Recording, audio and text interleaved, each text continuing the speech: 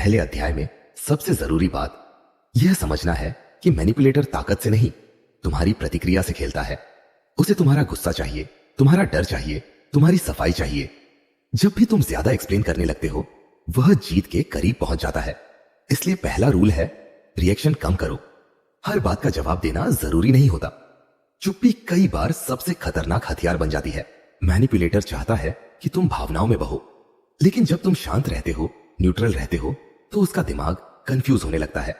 वह सोचता है, यह रिएक्ट क्यों नहीं कर रहा। यहीं से पावर शिफ्ट शुरू होता है। तुम उसे सीधे चैलेंज नहीं करते, बस उसकी उम्मीदें तोड़ देते हो। यही रिवर्स मैनिपुलेशन की शुरुआत है।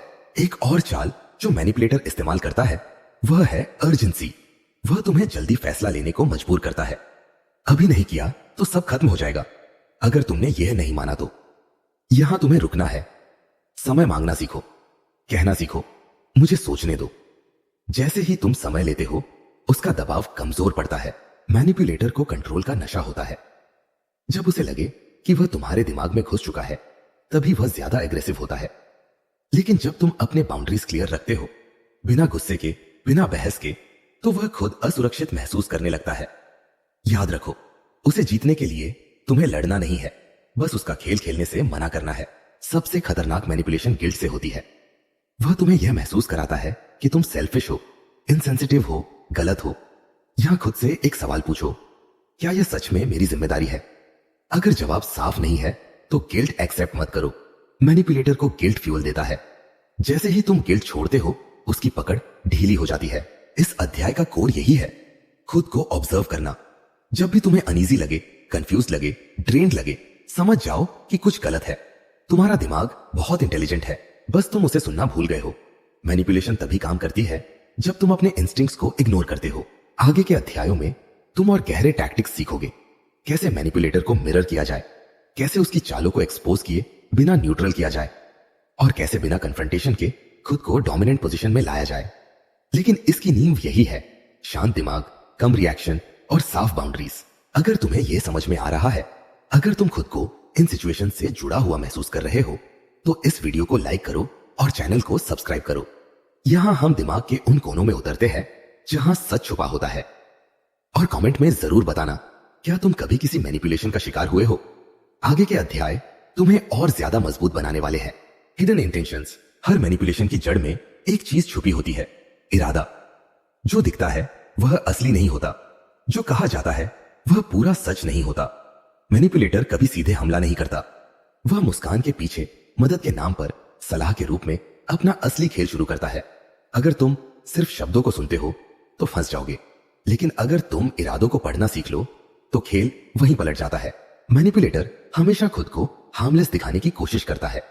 वह कहेगा कि वह तुम्हारे भले के लिए सोच रहा है, तुम्हें बचा रहा है, तुम्हें सही रास्ता दिखा रहा है। लेकिन ध्यान से देखो, क्या हर बार उसका फायदा किसी न किसी तरह उससे जुड़ा होता है? क्या हर सिचुएशन में तुम्हें थोड़ा छोटा और उसे थोड़ा बड़ा दिखाया जाता है? यहीं से हिडन इंटेंशन दिखाई देना शुरू होता है। इस अध्याय में सबसे पहले यह समझना जरूरी है कि मैनिपुलेटर क्या चाहता है। वह तुम्हारी अटेंशन चाहता है, तुम्हारी कंप्लायंस चाहता है, या तुम्हारी इमोशनल डिपेंडेंसी चाहता है। वह चाहता है कि तुम उसके बिना सोच ही ना पाओ। इसलिए वह धीरे धीरे तुम्हारे फैसलों में घुसपैठ करता है। पहले छोटे सुझाव, फिर सलाह, फिर एक्सपेक्टेशन और अंत में कंट्रोल। मैनिपुलेटर का सबसे बड़ा हथियार है एम्बिग्यूटी। वह बात पूरी नहीं करता, आधा सच बोलता है, आधा छुपाता है। इससे तुम्हारा दिमाग खाली जगह खुद भरने लगता है। तुम ओवरथिंक करते हो, खुद को ब्लेम करते हो, और वही वह जीतता है। इसलिए अगला रूल है क्लियर देखो, साफ सुनो। जो कहा जा रहा है उससे ज्यादा जरूरी है जो नहीं कहा जा रहा। अगर कोई इंसान बार बार तुम्हें कंफ्यूज कर रहा है तो समझ जाओ कि कंफ्यूजन एक्सीडेंटल नहीं है। वह जानबूझकर क्लैरिटी नहीं देता, क्योंकि क्लैरिटी से कंट्रोल खत्म हो जाता है। तुम जब सवाल पूछते हो और जवाब गोल गोल मिलते हैं, तब रुक जाओ, वहीं से डिस्टेंस बनाना शुरू करो। हर सवाल का जवाब मांगना जरूरी नहीं, लेकिन हर कंफ्यूजन को इग्नोर करना खतरनाक है। हिडन इंटेंशन पहचानने का एक तरीका है पैटर्न देखना।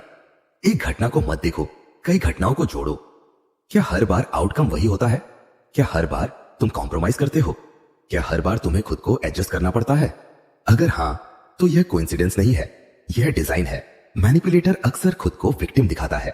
वह कहेगा कि उसके साथ हमेशा गलत हुआ, लोग उसे समझते नहीं, दुनिया अनफेयर है। इससे तुम्हारे अंदर सिंपैथी पैदा होती है। लेकिन ध्यान दो, क्या यह सिंपैथी तुम्हें इमोशनली ड्रेन कर रही है? क्या तुम्हें लग रहा है कि उसकी जिम्मेदारी अब तुम्हारे ऊपर है? यही हिडन ट्रैप है।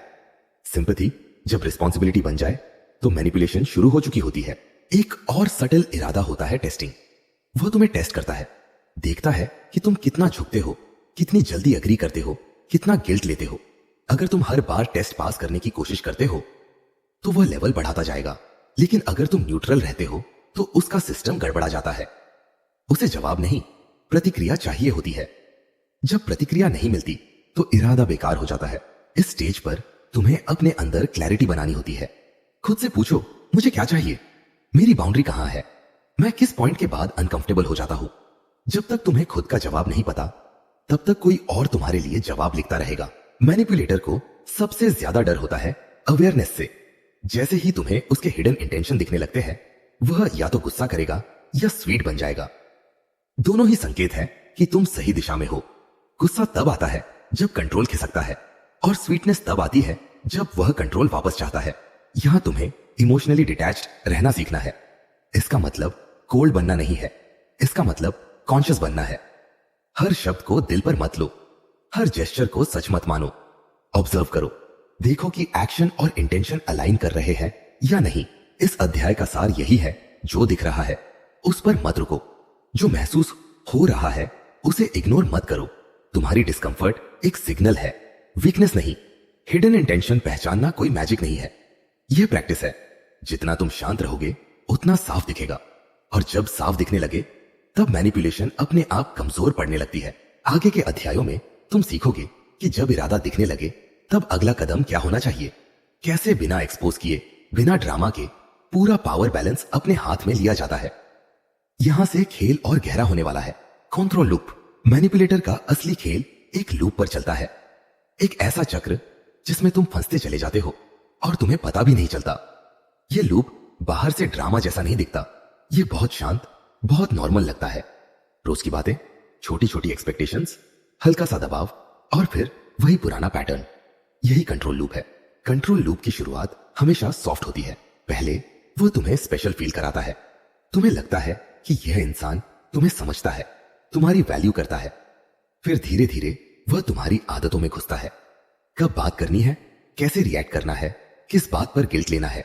तुम्हें लगता है कि तुम अपने डिसीजंस खुद ले रहे हो, लेकिन असल में चॉइसेस पहले ही शेप की जा चुकी होती है।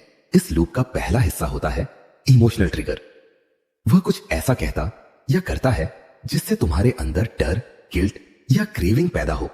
जैसे ही इमोशन एक्टिवेट होता है, दिमाग स्लो हो जाता है, और जहां दिमाग स्लो होता है वहीं कंट्रोल आसान हो जाता है। दूसरा हिस्सा होता है कंफ्यूजन। वह बात को साफ नहीं रखता, आधा सच आधा साइलेंस। तुम सोचने लगते हो, खुद को ब्लेम करने लगते हो, तुम क्लैरिटी ढूंढते हो लेकिन क्लैरिटी नहीं मिलती। यही कंफ्यूजन तुम्हें लूप में अंदर खींचता है। तीसरा हिस्सा होता है रिलीफ। जब तुम उसकी बात मान लेते हो, एडजस्ट कर लेते हो, तब वह थोड़ी शांति देता है। कभी अप्रिसिएशन, कभी साइलेंस खत्म, कभी थोड़ी वार्मथ। तुम्हारा दिमाग सीख जाता है कि राहत पाने के लिए कंप्लाई करना पड़ेगा। यही कंडीशनिंग है। यही लूप मजबूत होता है। सबसे खतरनाक बात यह है कि यह लूप तुम्हें फेमिलियर लगने लगता है, डिस्कंफर्ट भी नॉर्मल लगने लगता है। तुम सोचते हो ऐसा ही होता है, लेकिन नहीं, ऐसा नहीं होता। यह डिजाइंड होता है। मैनिपुलेटर चाहता है कि तुम इस लूप को लाइफ का हिस्सा मान लो। अब सवाल है, इस लूप को तोड़ा कैसे जाए? पहला कदम है पैटर्न को पहचानना। जब भी तुम्हें लगे कि वही कहानी फिर से शुरू हो रही है, वहीं रुक जाओ। खुद से पूछो, क्या यह नया है या वही पुराना साइकिल? अगर जवाब वही पुराना है तो समझ जाओ कि तुम लूप में खींचे जा रहे हो। दूसरा कदम है रिस्पॉन्स बदलना। मैनिपुलेटर लूप को तुम्हारी प्रिडिक्टेबल रिएक्शन से चलाता है। तुम अगर हर बार एक्सप्लेन करते हो, हर बार डिफेंड करते हो, हर बार गिल्ट लेते हो, तो लूप स्मूथ चलता है। लेकिन जैसे ही तुम रिस्पॉन्स रोकते हो, लूप हिलने लगता है। यहां साइलेंस बहुत पावरफुल बन जाता है। हर ट्रिगर का जवाब मत दो, हर कंफ्यूजन को क्लियर करने की कोशिश मत करो। कभी कभी कुछ ना कहना लूप को तोड़ने का सबसे तेज तरीका होता है। मैनिपुलेटर क्लैरिटी से नहीं, रिएक्शन से चलता है। तीसरा कदम है डिले। लूप अर्जेंसी पर चलता है। वह चाहता है कि तुम तुरंत रिएक्ट करो, तुरंत डिसाइड करो। डिले डालो, कहो कि अभी बात नहीं करनी, अभी सोचने का टाइम चाहिए। डिले लूप को कमजोर करता है क्योंकि लूप को फ्लो चाहिए होता है। कंट्रोल लूप तब और मजबूत होता है जब तुम इमोशनली टायर्ड होते हो। इसलिए अपनी एनर्जी बचाना भी जरूरी है। हर बैटल मत लड़ो, हर पॉइंट प्रूव मत करो। जितना कम तुम एंगेज करोगे उतना लूप फेड होगा। एक बात याद रखो, लूप तुम्हें बदलने के लिए नहीं बना होता, लूप तुम्हें कंट्रोल में रखने के लिए बना होता है। तुम अगर खुद को बदलने की कोशिश कर रहे हो ताकि सामने वाला शांत रहे, तो समझ जाओ कि लूप काम कर रहा है। मैनिपुलेटर तब परेशान होता है जब लूप टूटने लगता है। वह कभी गुस्सा करेगा, कभी इमोशनल ड्रामा करेगा, कभी एक्स्ट्रा स्वीट बनेगा। यह सब साइंस है कि कंट्रोल स्लिप हो रहा है। इस स्टेज पर लोग डर जाते हैं और वापस लूप में चले जाते हैं। लेकिन यहीं पर तुम्हें स्टेडी रहना होता है। तुम्हें एग्रेसिव नहीं बनना है, बस कंसिस्टेंट रहना है। वही काम टोन, वही लिमिटेड रिस्पॉन्स, वही क्लियर बाउंड्री। लूप एक दिन में नहीं टूटता, लेकिन हर बार जब तुम अलग रिस्पॉन्स देते हो लूप क्रैक होता है। सबसे आखिर में कंट्रोल लूप तब पूरी तरह टूटता है जब तुम वैलिडेशन की जरूरत छोड़ देते हो। जब तुम्हें उसकी अप्रूवल नहीं चाहिए, उसकी रिएक्शन इंपॉर्टेंट नहीं लगती, तब लूप का फ्यूल खत्म हो जाता है। मैनिपुलेटर को पावर तुम्हारे ध्यान से मिलती है, ध्यान हटते ही पावर गिर जाती है। इस अध्याय का मतलब यह नहीं कि तुम किसी को मैनिपुलेट करो, इसका मतलब है कि तुम अपने दिमाग को रिक्लेम करो। कंट्रोल लूप से बाहर निकलना फ्रीडम की पहली सीढ़ी है। आगे के अध्यायों में तुम सीखोगे कि इस टूटे हुए लूप के बाद पावर कैसे शिफ्ट होती है और कैसे बिना किसी नॉइस के पूरा गेम उलट जाता है। Silent resistance. असली ताकत शोर में नहीं होती, असली ताकत चुप्पी में होती है। जब मैनिपुलेटर तुम्हें उकसाता है, दबाव बनाता है, रिएक्शन निकालने की कोशिश करता है, तब तुम्हारा सबसे खतरनाक हथियार होता है साइलेंट रेजिस्टेंस। यह विरोध बिना लड़ाई के होता है, बिना बहस के होता है और बिना एक्सप्लेन किए होता है। यही वजह है कि यह उसे सबसे ज्यादा असहज करता है। मैनिपुलेटर को आदत होती है कि सामने वाला या तो झुके या लड़े, वह दोनों के लिए तैयार रहता है। लेकिन जब तुम न झुकते हो, न लड़ते हो, बस शांत रहते हो, तब उसका पूरा सिस्टम कंफ्यूज हो जाता है। उसे समझ नहीं आता कि अब अगली चाल क्या होनी चाहिए, क्योंकि उसका खेल तुम्हारी प्रतिक्रिया पर टिका होता है। साइलेंट रेजिस्टेंस का मतलब यह नहीं कि तुम डर गए हो या कमजोर हो, इसका मतलब है कि तुम कॉन्शियस हो। तुम डिसाइड कर रहे हो कि किस बात पर एनर्जी देनी है और किस पर नहीं। जब तुम हर बात का जवाब देना बंद कर देते हो, तब मैनिपुलेटर को महसूस होता है कि उसका कंट्रोल खिसक रहा है। अक्सर वह ऐसी बातें बोलेगा जो तुम्हें ट्रिगर करे, तुम्हारी इनसिक्योरिटी, तुम्हारा पास्ट, तुम्हारी कमजोरी। वह चाहता है कि तुम सफाई दो, जस्टिफाई करो, खुद को प्रूव करो। लेकिन साइलेंट रेजिस्टेंस में तुम ये खेल खेलने से मना कर देते हो। तुम उसे ये सेटिस्फैक्शन नहीं देते कि उसने तुम्हें हिला दिया। यहां एक बात समझनी जरूरी है, हर सवाल का जवाब जरूरी नहीं होता, हर आरोप का खंडन जरूरी नहीं होता। मैनिपुलेटर जानबूझकर सवाल पूछता है ताकि तुम्हें डिफेंसिव पोजीशन में डाल सके। जब तुम जवाब नहीं देते तो रोल्स उलट जाते हैं। अब वह एक्सप्लेन करने की स्थिति में आ जाता है। साइलेंट रेजिस्टेंस धीरे धीरे काम करता है।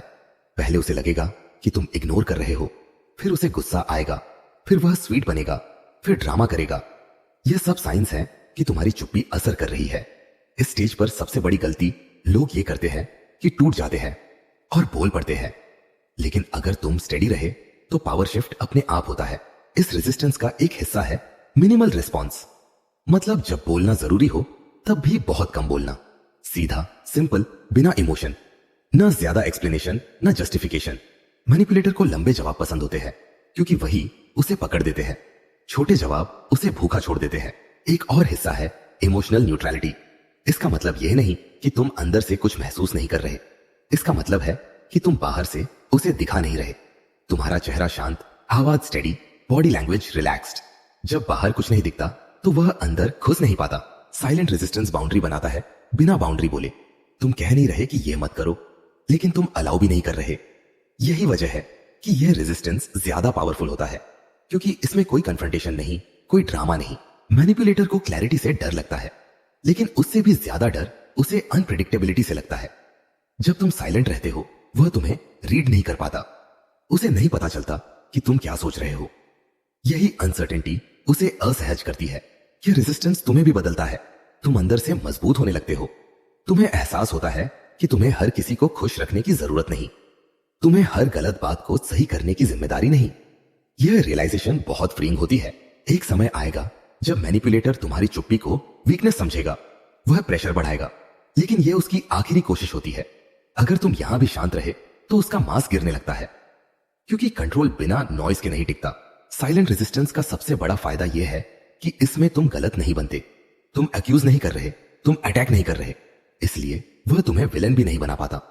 और जब वह तुम्हें विलेन नहीं बना पाता तो उसका नैरेटिव टूट जाता है। यह रेजिस्टेंस प्रैक्टिस मांगता है। शुरुआत में मुश्किल लगेगा, तुम्हें लगेगा कि तुम कुछ बोलो, कुछ क्लियर करो, लेकिन हर बार जब तुम शांत रहते हो, तुम अपने दिमाग को ट्रेन करते हो, धीरे धीरे यह तुम्हारी नेचर बन जाता है। इस अध्याय का सार यही है, तुम्हें हर लड़ाई जीतने की जरूरत नहीं, कुछ लड़ाइयां चुप रहकर जीती जाती है। साइलेंट रेजिस्टेंस मैनिपुलेटर के खिलाफ तलवार नहीं, आईना है। वह खुद को उसमें देखता है और वही उसे सबसे ज्यादा परेशान करता है। आगे के अध्यायों में तुम देखोगे कि यह चुप्पी कैसे ट्रिगर बनती है, कैसे सामने वाला खुद अपनी चालें रिवील करने लगता है और कैसे बिना एक शब्द बोले पूरा कंट्रोल उलट जाता है। यहां से खेल और भी शांत और भी गहरा होने वाला है। Reverse trigger. मैनिपुलेटर हमेशा तुम्हारे बटन्स दबाने की कोशिश करता है। उसे पता होता है कि कौन सी बात तुम्हें गुस्सा दिलाती है, कौन सी बात गिल्ट पैदा करती है और कौन सी बात तुम्हें डराती है। यही उसके ट्रिगर्स होते हैं। लेकिन जैसे ही तुम इन ट्रिगर्स को समझ लेते हो, खेल पलटना शुरू हो जाता है, क्योंकि अब वही ट्रिगर उसके खिलाफ इस्तेमाल हो सकता है। यही रिवर्स ट्रिगर है। रिवर्स ट्रिगर का मतलब किसी को उकसाना नहीं है, इसका मतलब है उसकी उम्मीदों को उल्टा कर देना। मैनिपुलेटर सोचता है कि एक खास शब्द बोलेगा तो तुम रिएक्ट करोगे, एक खास सिचुएशन बनाएगा तो तुम झुकोगे, लेकिन जब वह वही करता है और तुम्हारी तरफ से बिल्कुल अलग रिस्पॉन्स आता है तो उसका दिमाग रुक जाता है। उदाहरण के लिए, वह तुम्हें क्रिटिसाइज करता है ताकि तुम डिफेंड करो, लेकिन तुम डिफेंड नहीं करते, बस शांत रहते हो या बात बदल देते हो। वह गिल्ट डालता है ताकि तुम सॉरी बोलो, लेकिन तुम गिल्ट नहीं लेते, बस न्यूट्रल रहते हो। यही रिवर्स ट्रिगर है। तुम वही सिचुएशन रहने देते हो, लेकिन रिस्पॉन्स बदल देते हो। मैनिपुलेटर को रिस्पॉन्स की आदत होती है।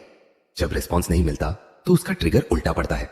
उसे इरिटेशन होती है, बेचैनी होती है, क्योंकि उसका माइंड कंट्रोल लूप टूटने लगता है। वह समझ नहीं पाता कि अब कौन सा बटन दबाए। रिवर्स ट्रिगर का पहला स्टेप है सेल्फ कंट्रोल। अगर तुम खुद ट्रिगर हो गए तो खेल खत्म। इसलिए सबसे पहले तुम्हें अपने ट्रिगर्स पहचानने होते हैं। कौन सी बातें तुम्हें जल्दी डिस्टर्ब करती है, कौन से शब्द तुम्हें डिफेंसिव बना देते हैं। जब तक तुम्हें यह क्लैरिटी नहीं, तब तक रिवर्स पॉसिबल नहीं। दूसरा स्टेप है इमोशनल पॉज। जब भी कोई ट्रिगर आए तुरंत रिएक्ट मत करो, एक छोटा सा पॉज लो। यही पॉज मैनिपुलेटर को सिग्नल देता है कि उसका कंट्रोल कमजोर हो रहा है। वह पॉज उसे ज्यादा परेशान करता है बजाय किसी जवाब के। मैनिपुलेटर अक्सर अटेंशन चाहता है, वह नेगेटिव अटेंशन से भी खुश हो जाता है। जब तुम उसे वही अटेंशन नहीं देते, तब रिवर्स ट्रिगर काम करता है। तुम उसे इग्नोर नहीं कर रहे, तुम बस उसे वो नहीं दे रहे जिसकी उसे उम्मीद है। एक गहरी बात समझो, मैनिपुलेटर को जीतने का मजा रिएक्शन में मिलता है, आउटकम में नहीं। उसे यह देखना होता है कि उसने तुम्हें हिला दिया। जब तुम नहीं हिलते तो आउटकम इरेलीवेंट हो जाता है। रिवर्स ट्रिगर में तुम कुछ नया नहीं करते, बस पुराना बंद कर देते हो। तुम एक्सप्लेन करना बंद करते हो, तुम ओवरथिंक करना बंद करते हो, तुम खुद को जस्टिफाई करना बंद करते हो। यही चीज उसे डिस्टेबलाइज करती है। धीरे धीरे वह अपनी इंटेंसिटी बढ़ाएगा, कभी सार्केज्म, कभी साइलेंस, कभी इमोशनल प्रेशर। ये सब साइंस है कि रिवर्स ट्रिगर काम कर रहा है। वह नए नए बटन्स ढूंढने की कोशिश करेगा, लेकिन अगर तुम स्टेडी रहे तो उसके सारे ऑप्शंस खत्म होने लगते हैं। एक समय ऐसा आता है जब मैनिपुलेटर खुद ट्रिगर हो जाता है। उसे गुस्सा आता है, फ्रस्ट्रेशन होती है और वही इमोशंस बाहर आने लगते हैं जो वह तुम में डालना चाहता था। यही मोमेंट पावर शिफ्ट का होता है। इस स्टेज पर तुम्हें बहुत काम रहना होता है। कोई विक्ट्री दिखाने की जरूरत नहीं, कोई स्मग एक्सप्रेशन नहीं, बस वही ग्राउंडेड प्रेजेंस। क्योंकि अगर तुम सेलिब्रेट करोगे तो वह फिर से गेम बदलेगा। रिवर्स ट्रिगर का असली फायदा यह है कि इसमें तुम क्लीन रहते हो। तुम किसी को हर्ट नहीं करते, मैनिपुलेट नहीं करते, तुम बस अपने रिस्पॉन्स को प्रोटेक्ट करते हो। और जब रिस्पॉन्स तुम्हारे कंट्रोल में होता है तो सिचुएशन भी धीरे धीरे कंट्रोल में आने लगती है। यह टेक्निक हर जगह काम करती है, रिलेशनशिप में, दोस्ती में, काम में, फैमिली में। जहां भी कोई इमोशनल बटन्स दबाकर कंट्रोल करना चाहता है, वहां रिवर्स ट्रिगर उसकी पावर छीन लेता है। सबसे आखिर में यह समझ लो, तुम्हें मैनिपुलेटर जैसा बनने की जरूरत नहीं, तुम्हें सिर्फ अवेयर बनना है। अवेयरनेस ही असली डोमिनेशन है। जब तुम जाग जाते हो तब सामने वाला खुद अंधेरे में रह जाता है। आगे के अध्याय में तुम सीखोगे कि यह पावर शिफ्ट कैसे स्थायी बनती है और कैसे एक बार कंट्रोल पलटने के बाद तुम फिर कभी उसी जाल में नहीं फंसते। यहां से खेल सिर्फ उल्टा नहीं होता, यह खत्म होने लगता है। पावर शिफ्ट कोई अचानक होने वाली घटना नहीं होती। यह धीरे धीरे बहुत शांति से होता है, इतना शांति से कि सामने वाले को तब तक पता भी नहीं चलता जब तक उसकी पकड़ पूरी तरह ढीली नहीं पड़ जाती। मैनिपुलेटर हमेशा सोचता है कि पावर उसी के पास है क्योंकि वह बोल रहा है, चला रहा है, दिशा तय कर रहा है। लेकिन असली पावर वहां होती है जहां कंट्रोल होता है, और कंट्रोल हमेशा रिएक्शन पर टिका होता है। जब तुम रिएक्शन रोक लेते हो, जब तुम साइलेंट रेजिस्टेंस और रिवर्स ट्रिगर को प्रैक्टिस करने लगते हो, तब पावर की दिशा बदलने लगती है। पहले वह तुम्हें पढ़ता था, अब तुम उसे पढ़ने लगते हो।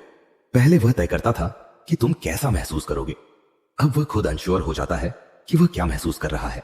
पावर शिफ्ट का पहला संकेत है उसकी बेचैनी। वह पहले कॉन्फिडेंट था, कैलकुलेटेड था, अब वह रेस्टलेस हो जाता है, बार बार बातें दोहराता है, टोन बदलता है, कभी एग्रेसिव, कभी ओवरली स्वीट। यह इनकंसिस्टेंसी बताती है कि उसका इंटरनल बैलेंस बिगड़ चुका है, वह अब कंट्रोल में नहीं है। लेकिन यह बात उसे स्वीकार नहीं। दूसरा संकेत है उसका एक्सप्लेन करना। मैनिपुलेटर नॉर्मली एक्सप्लेन नहीं करता, वह अस्यूम करता है कि तुम समझ जाओगे। लेकिन जब पावर शिफ्ट शुरू होता है, वह खुद को जस्टिफाई करने लगता है। मेरा मतलब वो नहीं था, तुम गलत समझ रहे हो, मैं तो तुम्हारे लिए ही बोल रहा था। ये सब लाइंस उसकी स्लीपिंग पावर की निशानी है। इस स्टेज पर तुम्हें बहुत अलर्ट रहना होता है, क्योंकि पावर शिफ्ट के मोमेंट में मैनिपुलेटर आखिरी दांव चलता है। वह गिल्ट का हाई डोज देगा, डर दिखाएगा या इमोशनल ड्रामा करेगा। यह उसकी फाइनल अटेम्प्ट होती है लूप वापस बनाने की। अगर तुम यहां भी ग्राउंडेड रहे तो पावर परमानेंटली शिफ्ट हो जाती है। पावर शिफ्ट का मतलब यह नहीं कि अब तुम डोमिनेट करोगे, इसका मतलब है कि अब कोई तुम्हें डोमिनेट नहीं कर सकता। तुम सेंटर में आ जाते हो, तुम्हारे डिसीजंस तुम्हारे होते हैं, तुम्हारी इमोशनल स्टेट तुम्हारे कंट्रोल में होती है। सामने वाला अब इन्फ्लुएंस करने की पोजीशन में नहीं रहता।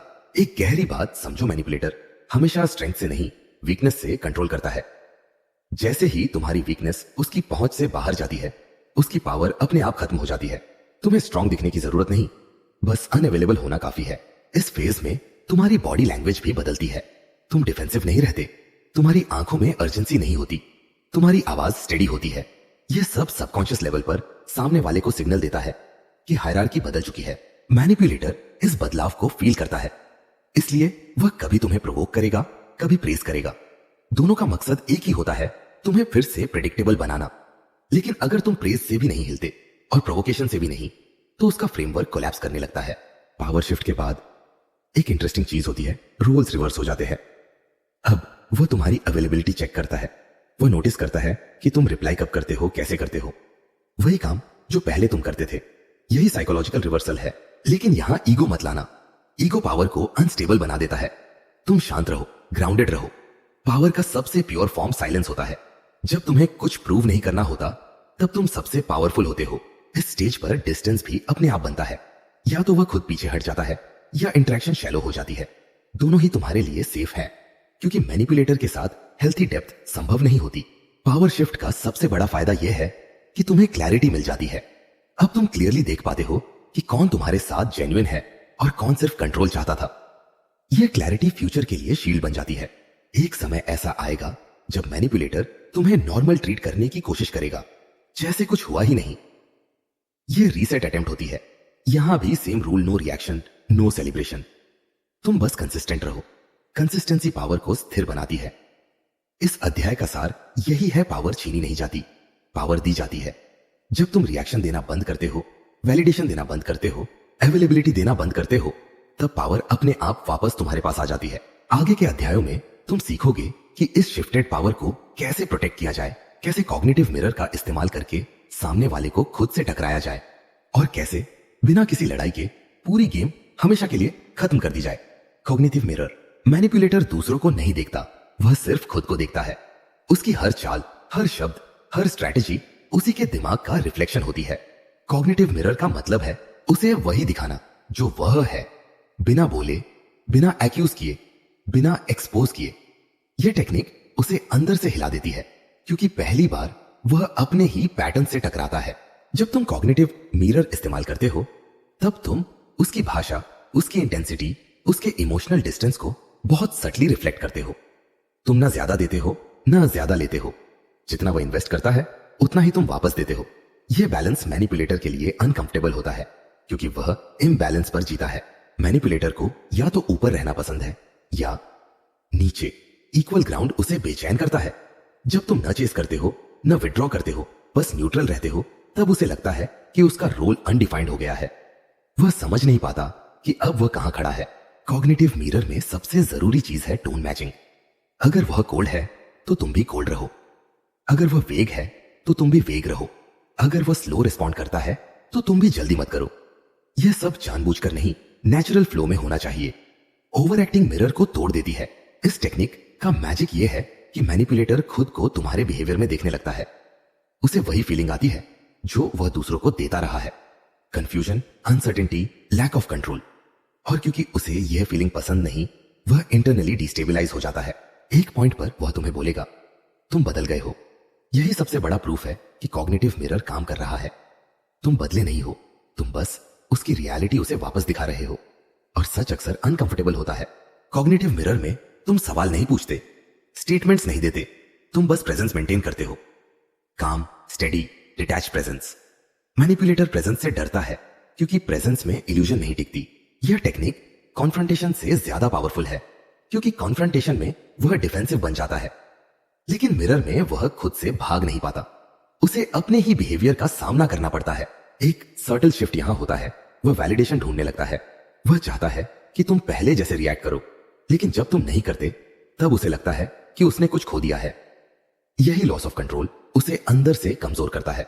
कॉग्निटिव मिरर ईगो को चोट नहीं पहुंचाता, लेकिन इल्यूजन को तोड़ता है। और इल्यूजन टूटते ही मैनिपुलेशन गिर जाती है, क्योंकि मैनिपुलेशन ट्रूथ में सरवाइव नहीं कर सकती। इस स्टेज पर तुम्हें पेशेंस रखना होता है। मिरर तुरंत रिजल्ट नहीं देता, लेकिन इसका इंपैक्ट डीप होता है। यह सरफेस पर नहीं, कोर पर काम करता है। मैनिपुलेटर कभी कभी मिरर देखकर खुद को विक्टिम बनाने की कोशिश करेगा। तुम पहले जैसे नहीं रहे, तुम डिस्टेंट हो गए हो। यह इमोशनल पुल बैक अटेम्प्ट होती है। यहां भी रूल वही, नो जस्टिफिकेशन। तुम एक्सप्लेन करोगे तो मिरर टूट जाएगा। मिरर का असली गोल यह नहीं कि सामने वाला बदले, गोल यह है कि तुम फ्री रहो। अगर वह बदलता है तो ठीक, नहीं बदलता तो भी तुम सेफ हो। कॉग्निटिव मिरर तुम्हें डिपेंडेंसी से बाहर निकालता है। एक गहरी बात समझो, मैनिपुलेटर एम्पैथी का नाटक कर सकता है, लेकिन सेल्फ अवेयरनेस नहीं सीख सकता। कॉग्निटिव मिरर सेल्फ अवेयरनेस की मांग करता है, और यही उसकी लिमिटेशन है। इस चैप्टर का एसेंस यही है, तुम किसी को हराने की कोशिश नहीं कर रहे, तुम बस सच को रिफ्लेक्ट कर रहे हो। और सच बिना आवाज के भी सबसे तेज गूंज पैदा करता है। आगे के अध्यायों में तुम देखोगे कि इस मिरर के बाद इमोशनल फ्लिप कैसे होता है, कैसे मैनिपुलेटर की इमोशंस उसके खिलाफ काम करने लगती है, और कैसे पूरा साइकोलॉजिकल बैलेंस हमेशा के लिए बदल जाता है। Emotion flip. मैनिपुलेटर का सबसे भरोसेमंद हथियार होता है इमोशन। वह तुम्हें गुस्सा दिलाता है, डराता है, गिल्ट में डालता है, क्रेविंग पैदा करता है। क्योंकि जब इमोशन हावी होता है तब लॉजिक पीछे चला जाता है। इमोशन फ्लिप का मतलब है इमोशन को दबाना नहीं, इमोशन की दिशा बदल देना। वही इमोशन जो तुम्हें कमजोर करता था, वही अब सामने वाले को असंतुलित करने लगता है। जब मैनिपुलेटर किसी इमोशन को ट्रिगर करता है, वह एक रिएक्शन की उम्मीद करता है, जैसे गुस्से के बदले गुस्सा, गिल्ट के बदले अपॉलॉजी, डर के बदले कंप्लायंस। लेकिन इमोशन फ्लिप में तुम इमोशन एक्सेप्ट करते हो, रिएक्शन नहीं देते। तुम्हें गुस्सा आता है, लेकिन तुम उसे बाहर नहीं फेंकते। तुम्हें डर लगता है, लेकिन तुम भागते नहीं। यही नॉन रिएक्शन इमोशन की पोलैरिटी बदल देता है। मैनिपुलेटर इमोशन को हथियार की तरह इस्तेमाल करता है, लेकिन वह खुद इमोशन हैंडल नहीं कर पाता। वह दूसरों के इमोशन से खेल सकता है, अपने से नहीं। जैसे ही इमोशन उसके पास लौटने लगता है, वह अनकंफर्टेबल हो जाता है। इमोशन फ्लिप वहीं से शुरू होता है। उदाहरण के लिए, वह तुम्हें इग्नोर करता है ताकि तुम बेचैन हो जाओ। पहले तुम एंग्शियस होते थे, मैसेज भेजते थे, क्लैरिफाई करते थे। अब तुम इग्नोर को एक्सेप्ट कर लेते हो, तुम शांत रहते हो। तुम्हारा एंग्जाइटी काम में बदल जाता है, लेकिन उसकी तरफ एंग्जाइटी शुरू हो जाती है। उसे लगने लगता है कि उसने कंट्रोल खो दिया है। यही फ्लिप है। इमोशन फ्लिप का पहला नियम है ओनरशिप। जो इमोशन तुम्हारे अंदर उठ रहा है, उसका मालिक तुम बनो, उसे मैनिपुलेट मत होने दो। जब तुम इमोशन के मालिक बनते हो, तब मैनिपुलेटर उसका इस्तेमाल नहीं कर पाता। दूसरा नियम है विजिबिलिटी कंट्रोल। इमोशन महसूस करो, लेकिन दिखाओ नहीं। मैनिपुलेटर इमोशन पढ़ने की कोशिश करता है, चेहरे से, टोन से, स्पीड से। जब उसे सिग्नल नहीं मिलता, तब वह ब्लाइंड हो जाता है।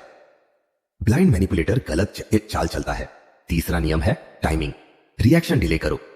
इमोशन तुरंत बाहर नहीं आता, इसलिए रिएक्शन भी तुरंत मत दो। डिले इमोशन को ट्रांसफॉर्म कर देता है। गुस्सा क्लैरिटी बन जाता है, डर अवेयरनेस बन जाता है, गिल्ट बाउंड्री बन जाता है। इमोशन फ्लिप का असर धीरे धीरे दिखता है। पहले वह कंफ्यूजन महसूस करता है, फिर फ्रस्ट्रेशन, फिर इरिटेशन, फिर सेल्फ डाउट। वह वही इमोशनल स्टेट्स महसूस करने लगता है जो पहले वह तुम्हें देता था। और क्योंकि वह इन स्टेट्स में कंफर्टेबल नहीं है, वह कंट्रोल खोने लगता है। इस स्टेज पर वह इमोशनल वेट डालेगा, कभी सिंपैथी, कभी प्रेज, कभी थ्रेट। ये सब अटेम्प्ट होते हैं इमोशन को फिर से तुम्हारे ऊपर डालने के। लेकिन अगर तुम ग्राउंडेड रहे तो वेट बेकार हो जाता है। इमोशन फ्लिप में कंपैशन और वीकनेस के बीच फर्क समझना जरूरी है। कंपैशन का मतलब है समझना, वीकनेस का मतलब है सरेंडर करना। तुम समझ सकते हो कि सामने वाला ऐसा क्यों है, लेकिन तुम्हें उसकी जिम्मेदारी नहीं लेनी। मैनिपुलेटर चाहता है कि तुम इमोशनल एक्सट्रीम्स में जाओ, बहुत खुश या बहुत दुखी, क्योंकि एक्सट्रीम्स में बैलेंस नहीं होता। इमोशन फ्लिप तुम्हें मिडिल में रखता है, काम, स्टेडी, अवेयर। एक पॉइंट पर वह तुम्हें बोलेगा, तुम्हें कुछ फील ही नहीं होता। यह सवाल उसकी फ्रस्ट्रेशन का प्रूफ होता है, क्योंकि उसे इमोशनल एक्सेस नहीं मिल रहा। इमोशन फ्लिप का सबसे बड़ा फायदा यह है कि यह तुम्हें अंदर से स्टेबल बनाता है। तुम एक्सटर्नल बिहेवियर पर डिपेंड नहीं रहते। तुम्हारा मूड, तुम्हारा सेल्फ वर्थ, तुम्हारी क्लैरिटी सब तुम्हारे कंट्रोल में आ जाते हैं। यह टेक्निक सिर्फ मैनिपुलेटर के लिए नहीं है, यह लाइफ के हर प्रेशर में काम करती है। जहां भी कोई इमोशन से खेलना चाहता है, वहां इमोशन फ्लिप उसे पावरलेस बना देता है। सबसे आखिर में यह समझ लो, इमोशन तुम्हारा दुश्मन नहीं है, अनकंट्रोल्ड इमोशन दुश्मन है। जब तुम इमोशन को समझ लेते हो तो वही तुम्हारी शील्ड बन जाती है। आगे के अध्याय में तुम सीखोगे कि इस फ्लिप्ड इमोशनल स्टेट से स्ट्रेटेजिक विड्रॉवल कैसे किया जाता है और कैसे बिना कोई नुकसान उठाए खुद को पूरी तरह सेफ किया जाता है। Strategic withdrawal.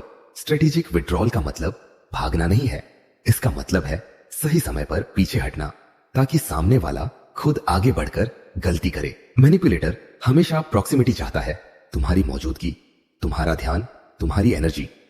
जब तुम सोच समझकर खुद को थोड़ा पीछे खींच लेते हो तो उसका पूरा बैलेंस बिगड़ने लगता है। मैनिपुलेटर प्रॉक्सिमिटी से कंट्रोल करता है। जितना तुम पास रहते हो उतना वह तुम्हारे मूड, सोच और डिसीजंस पर असर डाल पाता है। स्ट्रेटेजिक विड्रॉल में तुम ये प्रॉक्सिमिटी कम करते हो, लेकिन बिना किसी अनाउंसमेंट के। न ड्रामा, न एक्सप्लेनेशन, बस धीरे धीरे। अवेलेबिलिटी कम। यह विड्रॉल अचानक नहीं होना चाहिए। अचानक गायब होना सस्पिशन पैदा करता है। स्ट्रेटेजिक का मतलब है ग्रेजुअल। पहले रिस्पॉन्स स्लो होता है, फिर कॉन्वर्सेशन शॉर्ट, फिर इमोशनल डेप्थ कम,